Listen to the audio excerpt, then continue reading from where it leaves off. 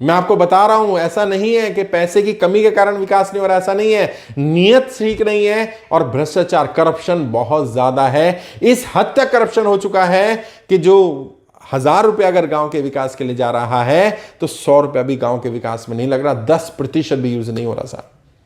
मोटे मोटे तौर पर अगर मैं अमाउंट पे बात करूं, वैसे तो हर ग्राम सभा के लिए अमाउंट अलग अलग होता है। वोटर एक आधार रखा जाता है कि अगर 1000 वोट है तो लगभग 1000 का मैं एग्जांपल देता हूं, 1200 वोट अगर हैं तो कितना पैसा किस मद में आएगा। अलग अलग मदों को तो मैं अभी इसमें डिस्कस नहीं करूंगा वीडियो में, क्योंकि वो काफी डिटेल हो जाएगा। वो किसी और वीडियो में बताएंगे कौन कौन से मद हैं, कौन कौन से अकाउंट है। मद मतलब अकाउंट, कैटेगरीज है, कौन कौन से खाते होते हैं। लगभग 7-8 खाते होते हैं।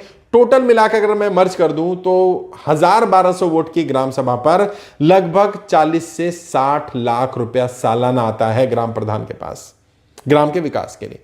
और प्रधान और सचिव, जो अधिकारी होता है सचिव ग्राम सभा का, उसके भी साइन चलते हैं और उनके भी साइन चलते हैं। और ये ज्वाइंट अकाउंट होता है, उस अकाउंट से पैसा आता है लगभग 40 से लेकर के 60 लाख तक। अब मान लीजिए 5 वर्ष के लिए बात कर रहे हैं तो 40 मिनिमम पकड़ लेते हैं, 40 लाख। 40 लाख इंटू 5, 2 करोड़ रुपए आएगा अगर 1200 वोटर हैं तो।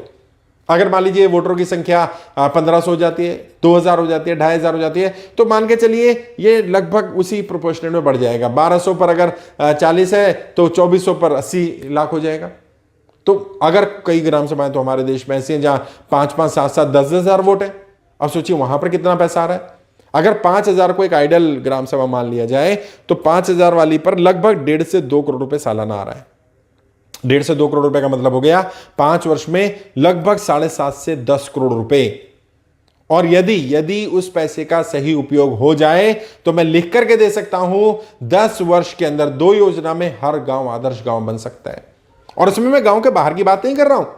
गांव में जो ग्राम सड़क योजना है प्रधानमंत्री की, वो अलग है, जो गांव तक सड़क पहुंचाएगी। जो गांव के अंदर की सड़कें, खरंजे हैं, ये है, नालियां हैं, उसके लिए पैसे की बात कर रहा हूं। जो गांव के अंदर का स्कूल है, जो गांव के स्कूल की सुविधाएं हैं, वहां पर सफाई की व्यवस्था है, पानी की निकासी की सुविधा है, इस सारी सुविधा गांव के अंदर की सुविधाओं के लिए बात कर रहा हूं मैं। गांव में जो आवास विकास योजना होती है, जिसमें घर मिलते हैं, प्रधानमंत्री आवास विकास योजना चलती है, प्रधानमंत्री की तरफ से वो घर पैसा आता है।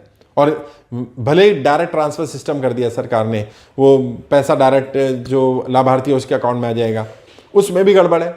पहले लाभार्थी में जिसके अकाउंट में आने वाला होता है, शौचालय का पैसा आने वाला हो या घर का पैसा आने वाला हो, उसमें से भी करप्शन कर लिया जाता है, गड़बड़ कर ली जाती है। कुछ पैसा मांग लिया जाता है कि भाई 20% देना पड़ेगा आपको।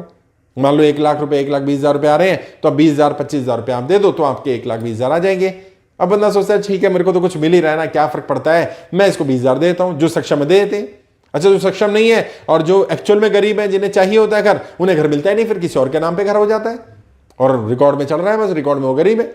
अच्छा, कई बार ऐसे गरीब को भी देना हो जिसका पैसे नहीं है और दिखाना ही कि हमने गरीब की मदद की है, तो उसका बैंक मैनेजर के साथ सेटिंग हो जाती है, उसका एटीएम कार्ड बन जाता है। आज तो एटीएम कार्ड प्रधान जी के पास पहुंच गया और वो गड़बड़ उन्होंने करनी शुरू कर दी। तो ये पैसा अलग अलग मद में आ रहा है, इसका प्रॉपर यूटिलाइजेशन नहीं हो रहा। और ना होने के पीछे सबसे बड़ा कारण जो है, मैं समझता हूं, एक तो नियत का नहीं होना है, क्योंकि काम करना नहीं आता है, करना नहीं चाहता। बहुत सारे लोग काम करना ही नहीं चाहते, क्योंकि यदि समस्याएं ही समाप्त हो गई तो फिर उनका रोल क्या रह जाएगा। लोग कई बार तो समस्याएं बनाए रखना चाहते हैं, क्योंकि यदि प्रॉब्लम बनी रहेगी तो उन्हें अपना अस्तित्व रखता है कि मेरा अस्तित्व बना रहेगा। यदि प्रॉब्लम ही समाप्त हो गई तो मेरा अस्तित्व क्या रहेगा, मैं चुनाव कैसे लड़ूंगा, क्यों लड़ूंगा, उद्देश्य क्या रहेगा चुनाव लड़ने का, अपने अस्तित्व को बचाने के लिए। क्योंकि उन्हें लगता है कि नहीं, समस्या रहनी चाहिए, समस्याओं का समाधान पूरी तरह नहीं होना चाहिए, तो करना नहीं चाहता। ये एटीट्यूड प्रॉब्लम है। दूसरा, करप्शन। मैंने कहा भ्रष्टाचार बहुत बड़े स्तर पर। और मैं, कई अधिकारी भी सुनते हैं मुझे, मैं ये बात बोलना नहीं चाहता, लेकिन सच्चाई यह है कि बतानी पड़ेगी मुझे सच्चाई कि करप्शन इतना ज्यादा जड़ों में फैल गया है, कैंसर की तरह फैल गया है। ग्राम प्रधान की सैलरी कितनी है भाई? 2,500, 3,000, 3,500 रुपए ना। 3,500 रुपए के ऊपर से उसको गांव में घूमने के लिए 300-400 रुपए, कहीं 600 रुपए, कहीं 800 रुपए, डिपेंड, अलग अलग गांव में उतना मिल जाता है पर डे का। तो मतलब 500 भी पकड़ लेते हैं तो 15,000 रुपए महीना ये हुआ, 3,500 वो, ऊपर से और 2-4 मद में बात करें, 5,000 कहीं स्टेशनरी का आ गया, इसका उसका एड ऑन करके 25-30,000 रुपए ग्राम प्रधान को मिलेंगे महीने के। साल भर में कितना हो गया भैया? 30,000 रुपए से बात करें तो 3.5 लाख रुपए, 4 लाख रुपए साल का, 5 साल में 20 लाख 15 लाख रुपए। अब मानो 15 लाख रुपए उसको मिल रहे हैं और 20 लाख तो वो खर्च कर चुका है ग्राम प्रधान बनने के लिए।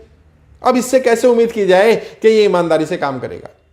और मैं ऐसा नहीं कह रहा हूं सारे प्रधान बेईमान है, कुछ ईमानदार भी हैं, लेकिन मैक्सिमम लोग बेईमान है।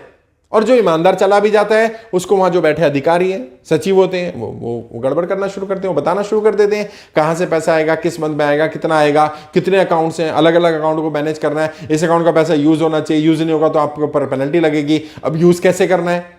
बिल लगाने हैं, बिल भी ओरिजिनल भी आते हैं, फर्जी भी आते हैं।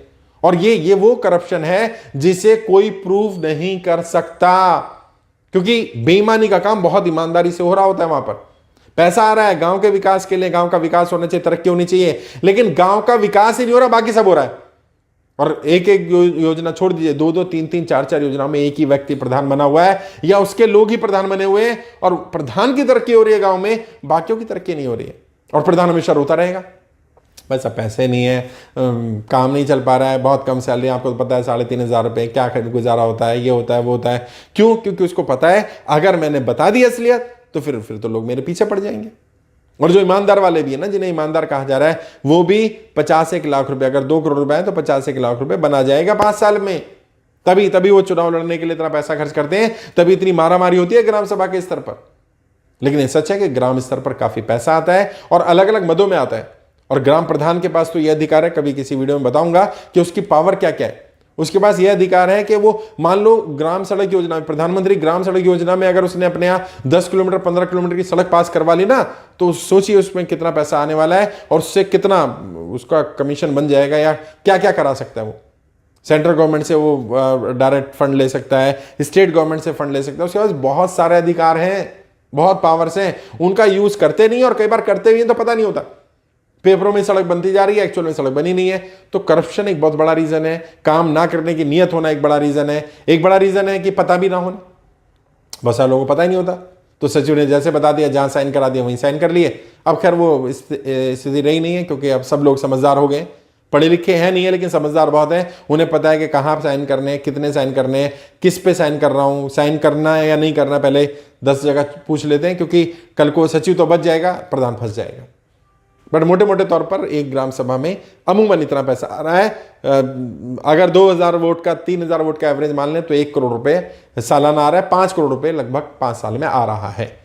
अलग अलग ग्राम सभा का अलग अलग है। उसके बारे में आप जानकारी अगर चाहें तो इंटरनेट पर आपको काफी जानकारी मिल जाएगी। राइट टू इन्फॉर्मेशन के थ्रू, आरटीआई के थ्रू भी आप जानकारी निकलवा सकते हैं। आपकी ग्राम सभा में पिछले 5 वर्ष में किस किस खाते में कितना कितना पैसा आया और उस पैसे का कहां कहां यूटिलाइजेशन हुआ, ताकि आप फिर उसको क्रॉस चेक कर सकें, वेरीफाई कर सकें कि प्रधान ने जो रिपोर्ट दी है वो एक्चुअल में सही रिपोर्ट है या गलत रिपोर्ट है। तो मैंने कोशिश की मोटे मोटे तौर पर बताने की पैसा कितना आ रहा है और क्यों फिर भी विकास नहीं हो रहा है, डेवलपमेंट नहीं हो रहा है। और एक अच्छे नागरिक या जिम्मेदार नागरिक, एक अलर्ट नागरिक के नाते हमारी जिम्मेदारी बनती है कि हम इन सब चीजों पर निगाह रखें, कहां गड़बड़ की जा रही है, कितनी गड़बड़ की जा रही है, और फिर अगर कहीं हाईलाइट होता है तो उसको बताना भी चाहिए कि हाँ यहां गड़बड़ हुई है।